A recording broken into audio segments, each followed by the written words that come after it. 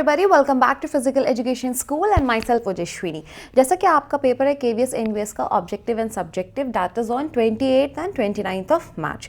तो उसके लिए मैंने कुछ ऐसा प्लान किया है कि जो मैं सीरीज़ चलाऊंगी उससे आपका सब्जेक्टिव भी कवर हो जाएगा और उसके साथ साथ आपके जो ऑब्जेक्टिव के जो क्वेश्चंस आने हैं वो भी कवर हो जाएंगे. तो हमारा जो सेकेंड टॉपिक है टीजीटी का वो है हमारा effect of exercises on human body या वेरियस सिस्टम्स. तो हम उसे एज अ सब्जेक्टिव के लिए भी कवर करेंगे और फिर उससे कुछ रिलेटेड हम एमसीक्यूज करेंगे जो आपके ऑब्जेक्टिव के लिए भी कवर हो सकता है या उससे रिलेट कर पाते हो या एक्सपेक्टेड क्वेश्चंस आप उसको अज्यूम कर सकते हो. ठीक है, मतलब एज अ एक्सपेक्टेड क्वेश्चंस आप उसको ले सकते हो. So let's get started without wasting time. एक मिनट. ठीक है, तो हमारा जो है हम देखते हैं पहले कि हमारा इफेक्ट ऑफ एक्सरसाइजेज है ह्यूमन बॉडी पे या वेरियस बॉडी सिस्टम्स पे. तो दो टाइप के होते हैं. ठीक है, एक ऐसे याद रखना, एक होता है एक्यूट. ठीक है, एक्यूट मतलब क्या होता है, या जो शॉर्ट टर्म इफेक्ट्स क्या होते हैं जो आपको तुरंत, जो इफेक्ट्स आपको तुरंत देखने को मिलते हैं. ठीक है, उसको हम लोग बोलेंगे एक्यूट, जो छोटे टाइम के लिए होता है. और क्रोनिक क्या होता है, क्रोनिक का मतलब क्या होता है जो आपको लंबे टाइम तक के लिए देखने को मिलेगा. ठीक है, हम ऐसे सब्जेक्टिव और ऑब्जेक्टिव्स ऐसे कवर मतलब पॉइंट टू पॉइंट कवर करेंगे ताकि आपको ये पॉइंट्स जो हैं आपके दिमाग में रहें, ताकि आप जब आंसर लिखो तो आप इसको, मतलब ये वर्ड्स आपके दिमाग में रहें ताकि आप जब आंसर लिखो तो ये वर्ड्स आपको समझ में आ जाए और फिर इससे रिलेटेड हम एमसीक्यूज कर लेंगे जो आपके ऑब्जेक्टिव में हेल्प करेगा. हम लोग सबसे पहले बात करेंगे मस्कुलर सिस्टम की.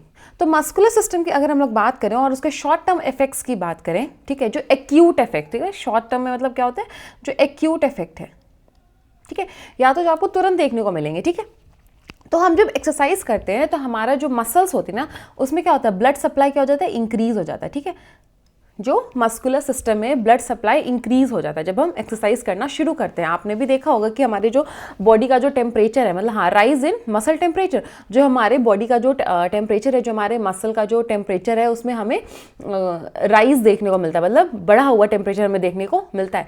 इसकी वजह से क्या होता है कि जो हमारे मसल्स की जो इलास्टिसिटी है, मतलब जो एक्सटेंड करने की जो कैपेसिटी है, वो क्या हो जाती है, इंक्रीज हो जाती है.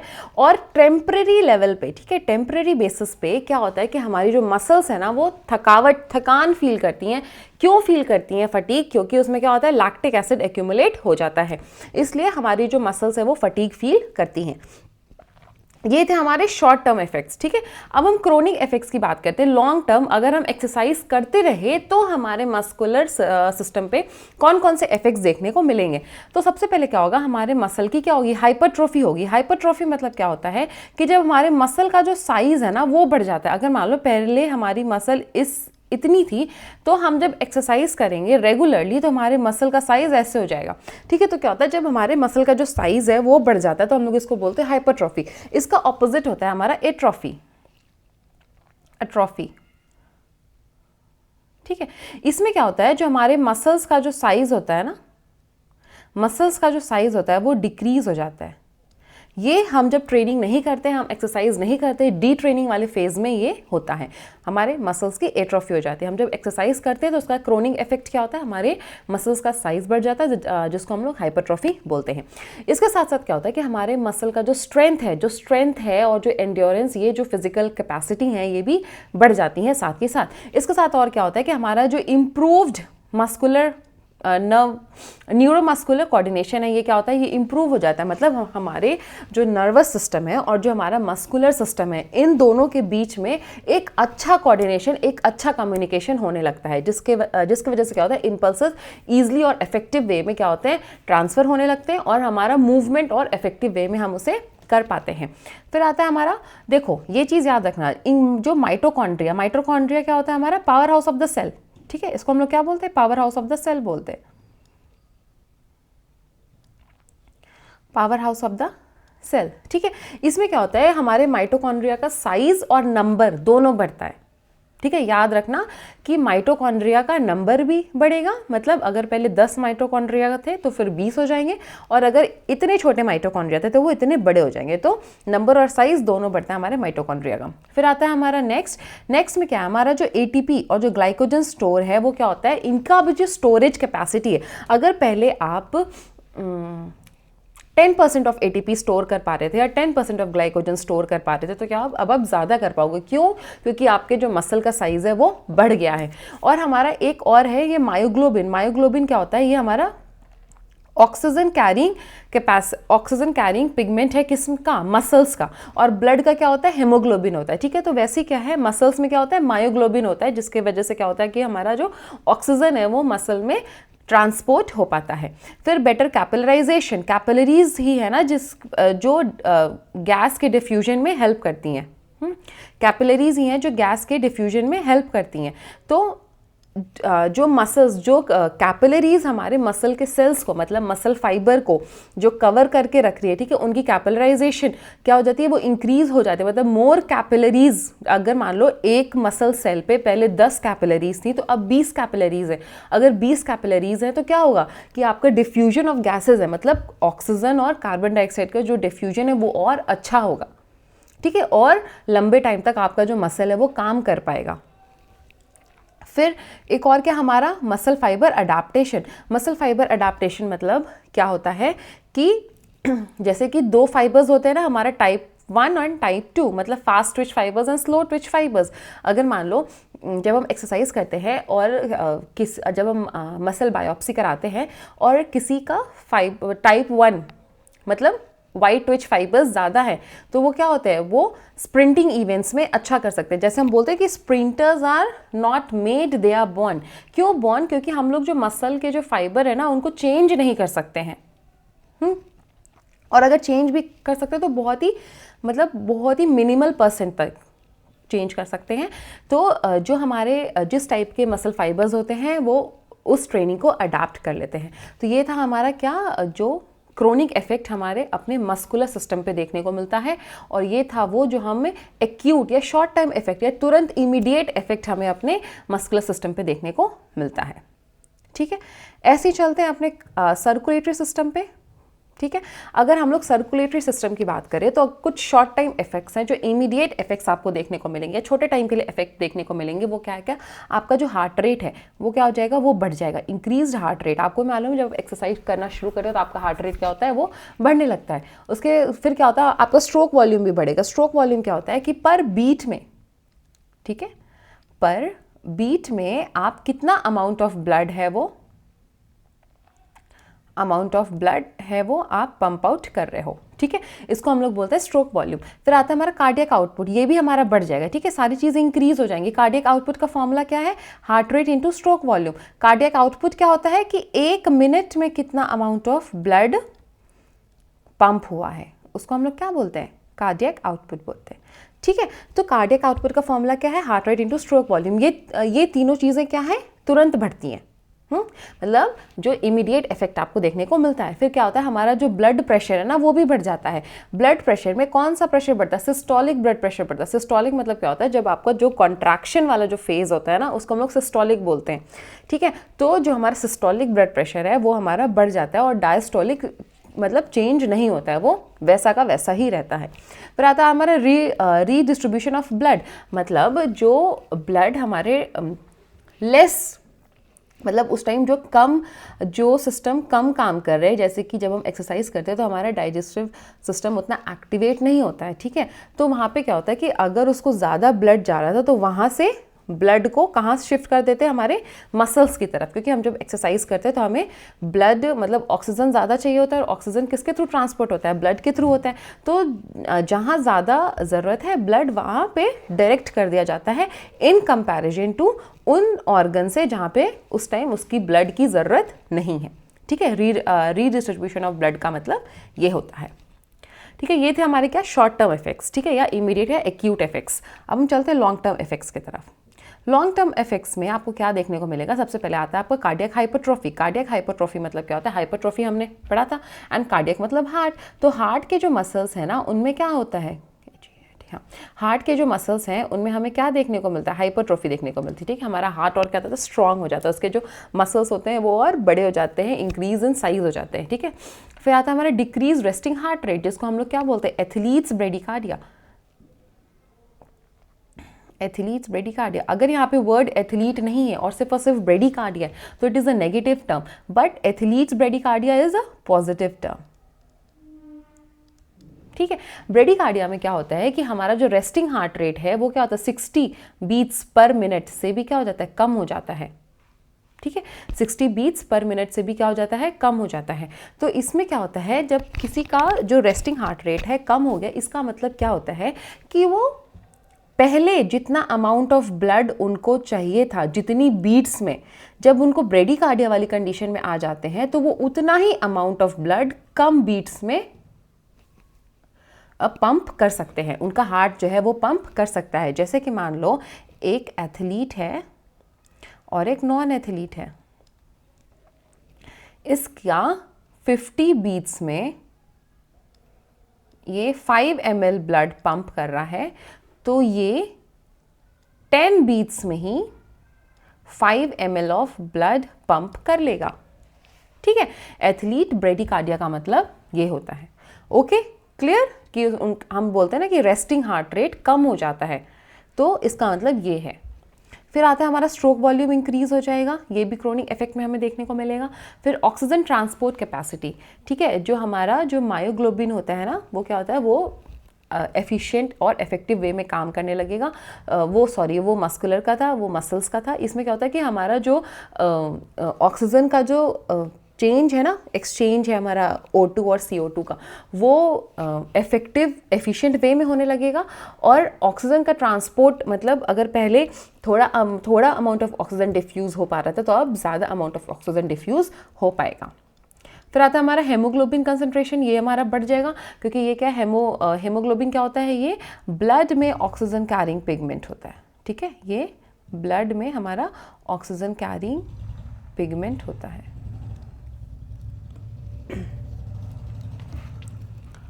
ओके, ठीक है। और फिर क्या होता है, फास्टर रिकवरी आफ्टर एक्सरसाइज। अगर पहले आपको ज़्यादा टाइम लगता था, तो अब क्या होगा कि आप कम टाइम में भी रिकवर कर पाओगे। ओके, अब नेक्स्ट पे चलते हैं। ये था हमारा क्या, लॉन्ग टर्म इफेक्ट्स आपको देखने को मिलेगा आपके कार्डियक या सर्कुलेटरी सिस्टम पे। और फिर ये आपका क्या था आपका, ये शॉर्ट टर्म इफेक्ट्स है, ये आपके लॉन्ग टर्म इफेक्ट्स हैं। अब हम चलते हैं रेस्पिरेटरी सिस्टम पे।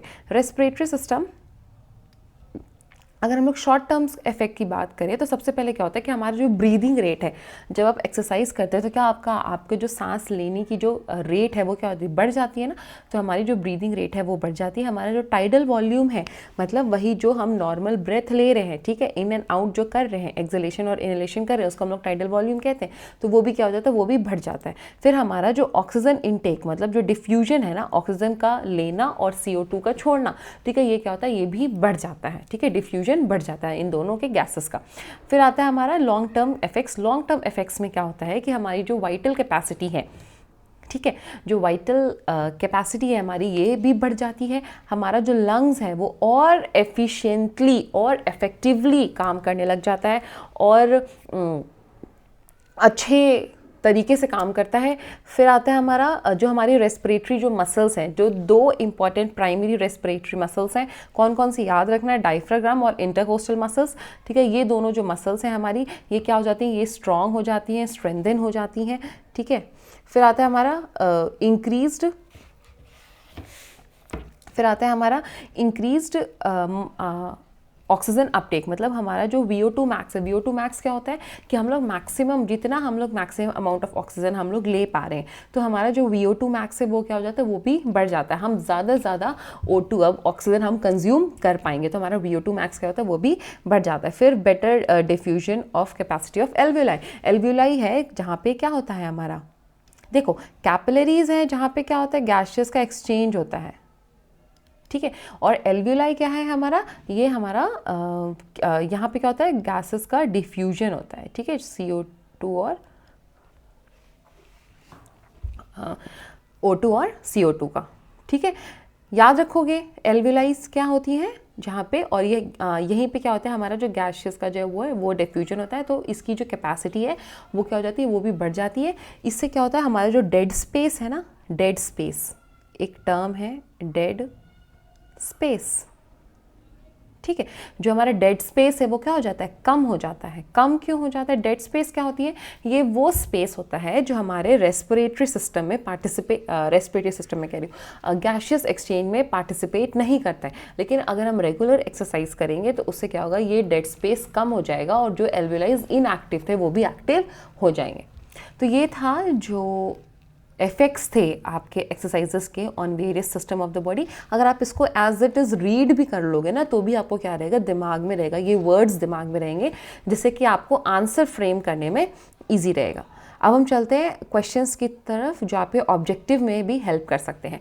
विच adaptation is primary responsible for the decreased, मतलब lower resting heart rate in trained athletes, कि इनमें से क्या है जो प्राइमरी रिस्पॉन्सिबल है, मतलब मेन कॉज है किसका, लोअर रेस्टिंग हार्ट रेट का, किसके अंदर, ट्रेंड एथलीट्स के अंदर। जो लोअर रेस्टिंग हार्ट रेट है उसको हम लोग ने क्या पढ़ा अभी, उसको हम लोग बोलते हैं ब्रेडिकार्डिया। ठीक है, तो उसका मेन कॉज क्या है, हमारा जो स्ट्रोक वॉल्यूम इंक्रीज हो जाता है। ठीक है, स्ट्रोक वॉल्यूम हमारा इंक्रीज हो जाता है, ये हमारा क्या है, प्राइमरी कॉज है for the lower resting heart rate. फिर चलते हैं next question. Muscle hypertrophy mainly results from, जो हमारे मसल्स की जो हाइपरट्रॉफी होती है, जो मसल का जो साइज बढ़ जाता है, वो क्यों बढ़ जाता है? वो इसलिए बढ़ता है क्योंकि हमारे जो मसल फाइबर्स हैं, मतलब हमारे जो मसल सेल्स हैं, उनका जो साइज है वो बढ़ जाता है। ठीक है, देखो यहाँ पे नंबर से हाइपरट्रॉफी नहीं होती है। ठीक है, नंबर से क्या होगा कि आपके और मसल सेल्स एक्टिव हो जाएंगे, मतलब और बढ़ जाएंगे। लेकिन जो मसल्स के जो मसल फाइबर्स के जो आपके साइज़ है ना, अगर वो पहले इतने छोटे थे तो वो बड़े हो जाते हैं, जिसकी वजह से क्या होता है कि आपकी जो मसल्स है उसमें हाइपरट्रॉफी आपको देखने को मिलती है। फिर next question, during acute exercises which variable increases first. अगर हम लोग एक्यूट एक्सरसाइज करते हैं, मतलब छोटे टाइम का अगर हमें इफेक्ट देखना है, तो कौन सा इसमें ऐसा वेरिएबल है जो सबसे पहले इंक्रीज करता है? तो स्ट्रोक वॉल्यूम करता है, लेकिन और ये दोनों क्या है, हमारे लॉन्ग टर्म इफेक्ट्स हैं। ये हमारे लॉन्ग टर्म इफेक्ट्स है ना। तो हमारा जो हार्ट रेट है वो सबसे पहले बढ़ता है।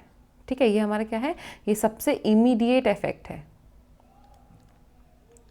जो हमारा हार्ट रेट है वो सबसे पहले बढ़ता है। Next question, which is not a long term respiratory adaptation, कि इसमें से ऐसा कौन सा है जो लॉन्ग टर्म रेस्पिरेटरी अडाप्टेशन नहीं है? तो वाइटल कैपेसिटी ये है लॉन्ग टर्म, VO2 मैक्स बढ़ जाता है, ये भी लॉन्ग टर्म है। ठीक है, एल्वियोलर डिफ्यूजन ये भी है, ये नहीं है लॉन्ग टर्म। ठीक है, इंक्रीज्ड रेस्टिंग ब्रीदिंग रेट, ठीक है, ये हमारा ये लॉन्ग टर्म इफेक्ट नहीं है। मुझे कुछ गड़बड़ लग रहा है इस क्वेश्चन में, आई विल चेक दिस। ठीक है, नेक्स्ट क्वेश्चन पे चलते हैं। हमारा कार्डियक आउटपुट क्या होता है? 1 मिनट में हम कितना ज़्यादा अमाउंट ऑफ ब्लड हम लोग पंप कर पा रहे हैं। तो कार्डियक आउटपुट क्या होता है, उसका फॉर्मूला क्या है हमारा, heart rate into stroke volume. Which type of muscle fibers are most developed in endurance athletes? तो जो endurance athletes होते हैं उनके अंदर कौन से टाइप के मसल फाइबर्स ज़्यादा होते हैं? तो उनमें टाइप 1 मतलब रेड मसल फाइबर्स ज़्यादा आपको देखने को मिलेंगे। ठीक है, ये क्या होता है, हमारे वाइट ट्विच फाइबर्स होते हैं। ठीक है, ये वाइट होते हैं, और ये किस में होते हैं, जो जैसे स्प्रिंटर्स हो गए, जो एंड्योरेंस एथलीट्स नहीं होते। Next question, what causes muscle fatigue during high intensity exercises? जब आप हाई इंटेंसिटी एक्सरसाइज कर रहे हो तो किस वजह से आपका जो मसल है वो थकान फील करता है या फटीग हो जाती है उसको? तो लैक्टिक एसिड जब एक्यूमुलेट हो जाता है आपके मसल में, तो आपका जो मसल है वो क्या हो जाता है, फटीग होने लगता है, मतलब थकने लगता है। Which of the following increases oxygen carrying capacity of the blood? तो हमारे ब्लड में कौन सा ऑक्सीजन कैरिंग कैपेसिटी है? तो मैंने आपको बताया वो क्या है, हेमोग्लोबिन है। अगर यहाँ पे मसल की बात होती कि मसल में कौन सा ऑक्सीजन कैरिंग कैपेसिटी है,